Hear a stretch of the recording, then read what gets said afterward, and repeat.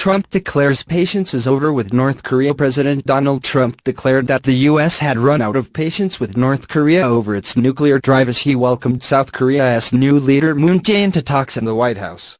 While Moon has been arguing for greater engagement with Pyongyang as the best way to put the brakes on its nuclear and ballistic missile programs, Trump made clear that he was in no mood to pursue diplomacy with a regime he accused of having no respect for human life.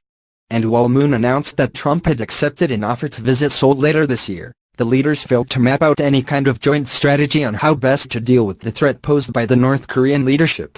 Together, we are facing the threat of the reckless and brutal regime in North Korea. The nuclear and ballistic missile programs of that regime require a determined response, said Trump. The North Korean dictatorship has no regard for the safety and security of its people, for its neighbors, and has no respect for human life. The Trump administration has been growing increasingly exasperated with North Korean leader Kim Jong-un's regime, which has staged a barrage of missile tests in recent months. There was also deep anger in the United States after Otto Warmbier, an American student who was detained in North Korea on a tourist trip around 18 months ago, was returned home in a coma earlier this month. He died several days later. Trump had been pinning his hopes on China, North Korea's main diplomatic ally, to bring pressure to bear on Pyongyang, but declared their efforts had failed. The era of strategic patience with the North Korean regime has failed. Many years it has failed.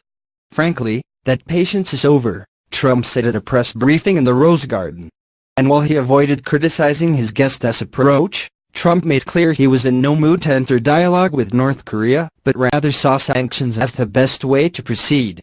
The United States calls on other regional powers and all responsible nations to join us in implementing sanctions and demanding that the North Korean regime choose a better path and do it quickly and a different future for its long-suffering people, he said.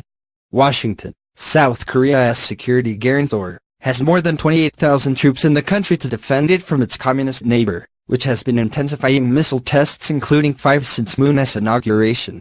Moon said there was no dispute between his government and Trump over the nature of the threat posed by North Korea.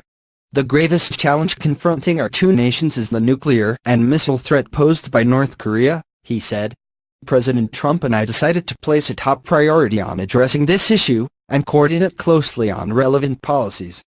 To this end, we will employ both sanctions and dialogue in a phased and comprehensive approach to seek a fundamental resolution of the North Korean nuclear problem.